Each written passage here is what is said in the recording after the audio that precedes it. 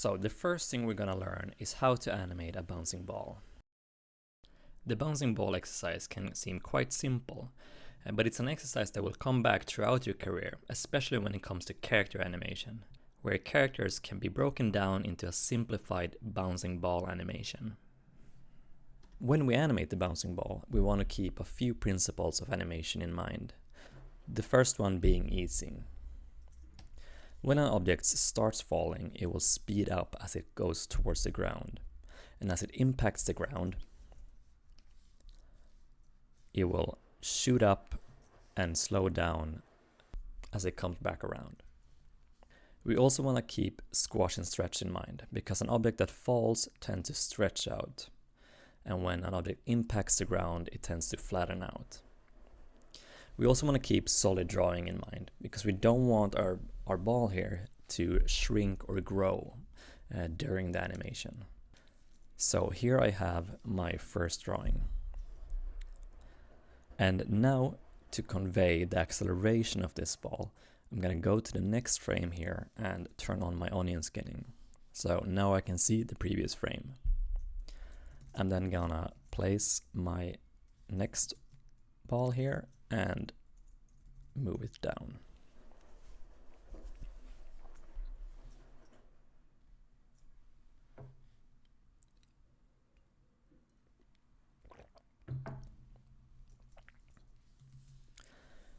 And then I will continue on to my next frame, and I'm gonna make my onion skinning so I can see more of the previous frame here. And then I will place my next drawing here, and I'm gonna make this up a little bit further from the last one. So now you can see that we have a pattern of kind of like this. And then I'll move on to my next frame. And now it's starting to pick up even more here.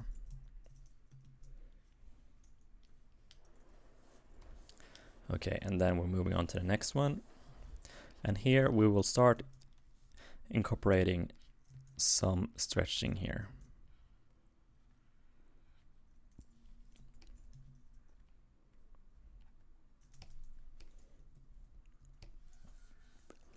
Kind of like that.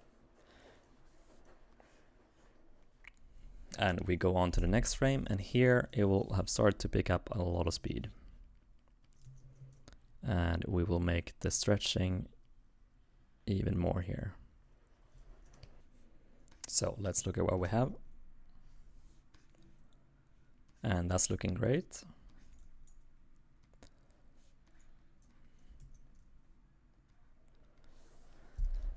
So we move on to the next frame here. And here's a trick to make your bouncing ball feel really snappy. So to make it feel really snappy, we will place this next frame here and make it touch the ground, but we won't squash it yet. And then we will go on to the next frame, and now we will draw our squashed frame.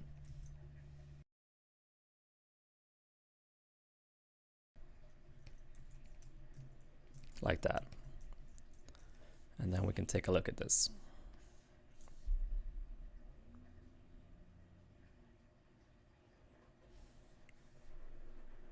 Perfect. And then now we're gonna make the ball shoot back up. So the ball has impacted the ground now, and it's lost some of its energy. So now it won't go up as high. So we will make this next frame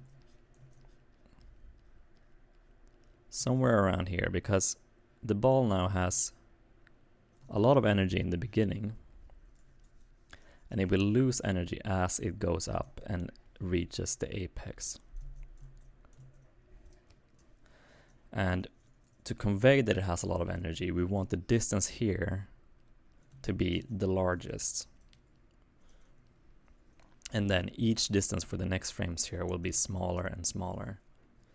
And it's also important that you don't place your frame here, because then we'll get a blinking in between the impact frame and the shoot off frame.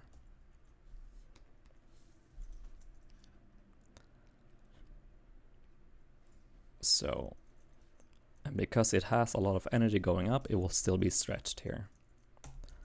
So we're going on to the next frame, and here it's starting to lose some energy. Thus, it's starting to slowly regain its shape. And then it's starting to reach the top of the arc here. And now a trick to make sure that our drawings are solid, especially when we're animating simple things like this, we can just copy the first frame and use that.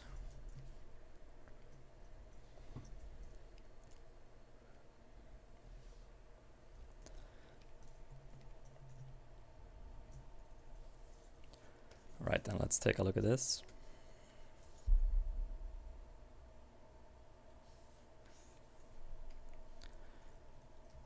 Okay, so here the ball is going up and it's now reaching its apex. So we will start slowing it down.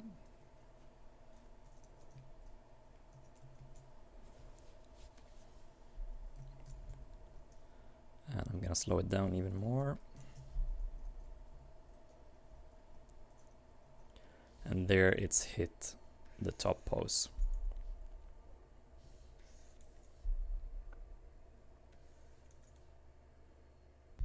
And now I'm just gonna go ahead and do the same thing I did in the beginning.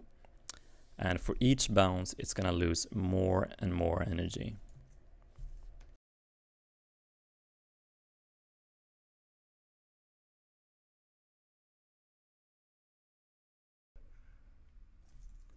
And then on the third bounce here, I'm gonna make it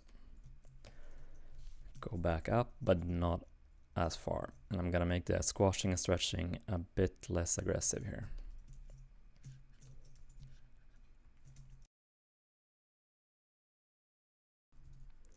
And remember to play your animation and make sure that everything is looking correct.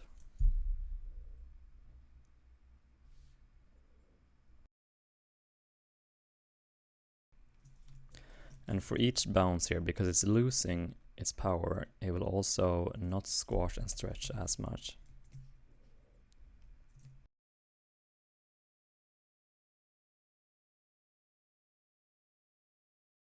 So now I'm just gonna go ahead and add the final bounces. And for each bounce, it's gonna lose more and more energy until it reaches its final resting position.